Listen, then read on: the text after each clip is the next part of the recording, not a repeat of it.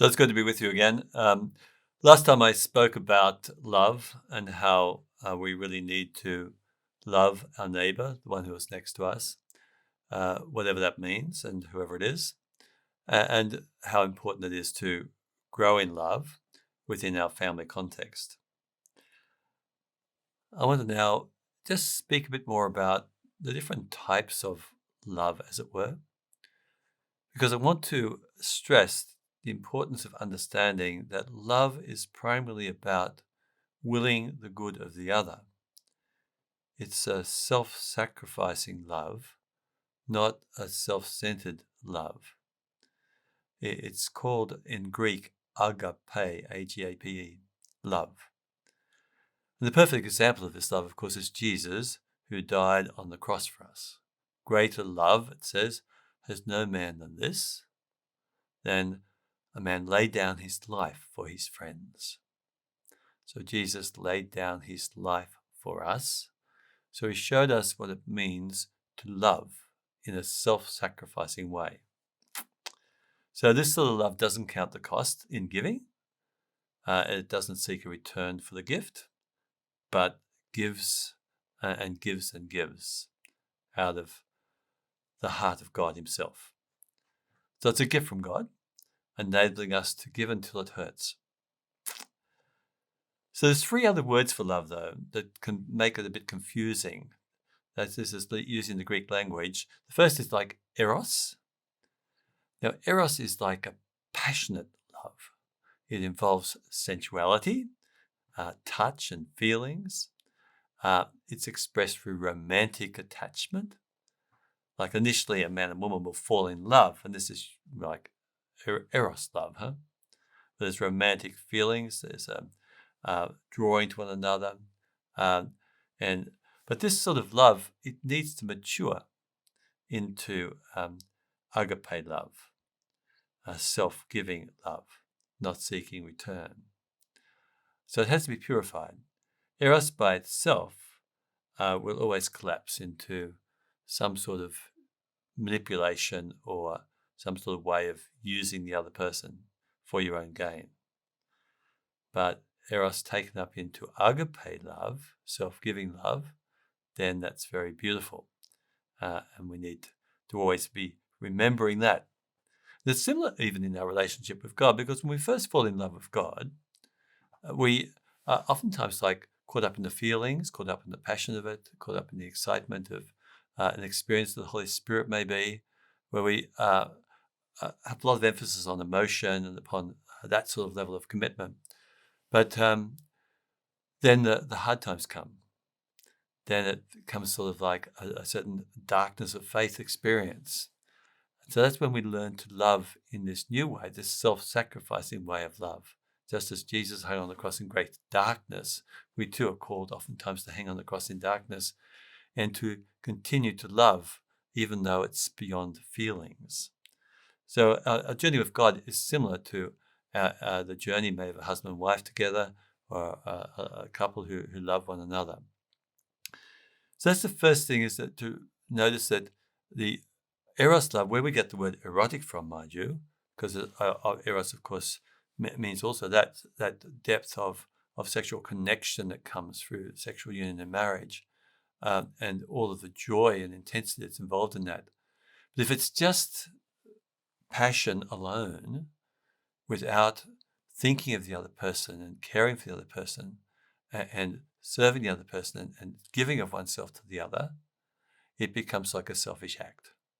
And so that's why it's so important that eros is infused with self-sacrificing attitude, so that the people who are engaged in love for one another, it's a genuine thing that has a commitment about it, that ultimately is a life commitment. So the second type of love I spoke about last time when I gave the story of Tommy, storge love. That's a family love. That's the love of blood ties. It's a love that runs deep, doesn't it? And it's God-given, obviously. We're nurtured in the womb and then grounded in our families, the love of a family. It's beautiful. and important for our capacity to love, as I mentioned last time. So, loyalty to family is very good and it's fundamental, but it can't become the supreme way of loving. It can't become our total way of loving. It needs to be refined by this agape love, this self-sacrificing love. So the mutual self-giving love of husband and wife needs that refining, as I mentioned earlier. It needs to become a selfless love. And similarly, the bond of blood ties in siblings and parent to child, child to parent, etc., all of that needs to be refined and purified by self-sacrificing love, agape love. And so it will save a family from, the trap of possessive loving or manipulative loving or factions in loving, that sort of thing. So another way that we talk about love, another word is philia.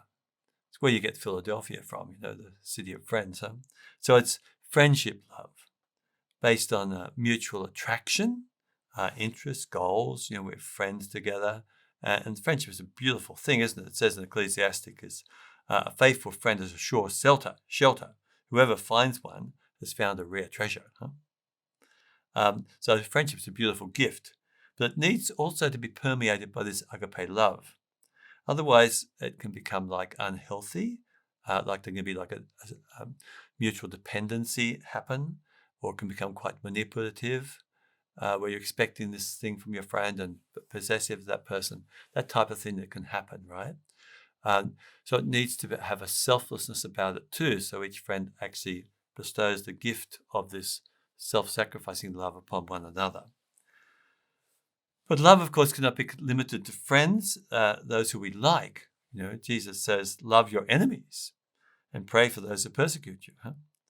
So we're to love those who we find unattractive, not just those who we find attractive. We're to love those who we find repugnant and sort of want to run away from and have an aversion for, to make a choice to love. Huh?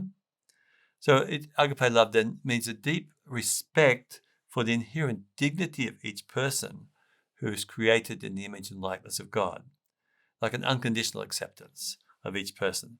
The decision to do good for others for their own sake, right? So to will the good of the other. So it's not about liking. It's not about bodily chemistry. It's not about emotional intimacy. It's not exclusive. It's not possessive. It's not manipulative. It's simply a choice of the will for the good of the other person, right? Out of respect for the dignity of that person as a child of God. So we're to love as Christ has loved us, right? So this takes us out of our comfort zone, of course, and throws us into service of others. Not looking for narcissistic kickbacks all the time, but to give everything in union with Jesus. And I thought to just mention one example of this way of loving. You would have maybe heard of Blessed Damien the leper. This is Damien de Veuster. He was a young Belgian Sacred Heart missionary living in the Hawaiian Islands. And in 1873, he felt called to serve on the island of Molokai, which was a leper colony of shame and degradation, hardly any medical care, no cure for leprosy at all was at that time available. So people have all these secondary sort of infections like lice and ticks and scabies and lung infections and ulcers and diarrhea and coughing, the whole thing. It was miserable conditions. And people lived in shanties, insufficient food, poor sanitary conditions, and all of this on one island where they were all sort of shunted into, and they were never to leave that island. It was like a leper colony, and they died there. There was plenty of sexual immoralities, brawling, drunkenness, robberies, orgies. Nobody cared because they were there preparing for death.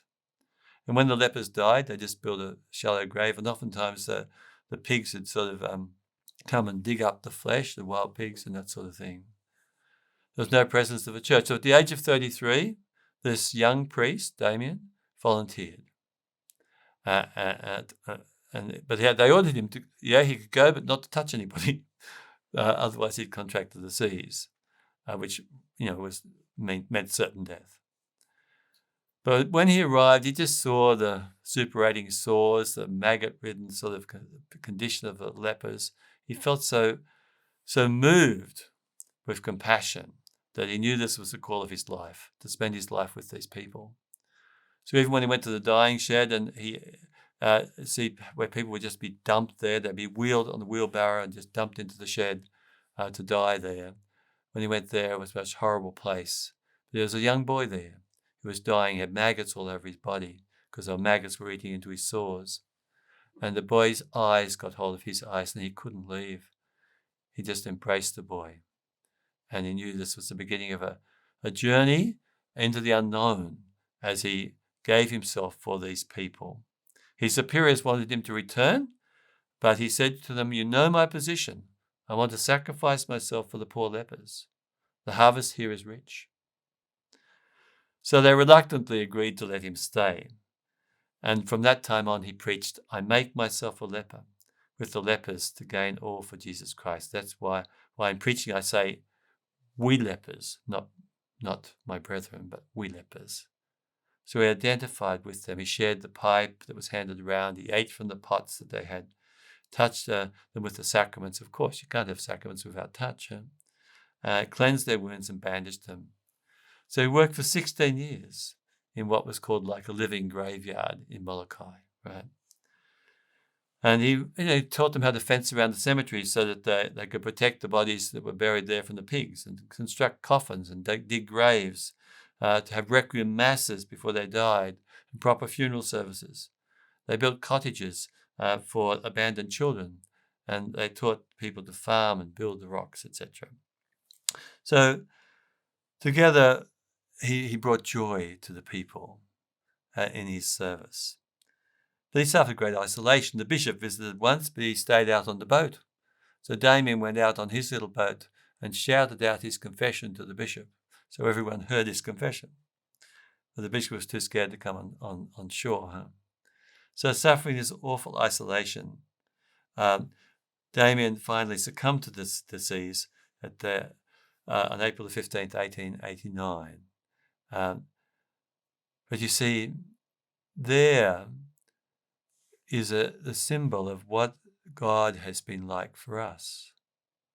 He became one of us, just as Damien became a leper. Jesus touched the leper in the Gospels, and in doing that, brought him healing.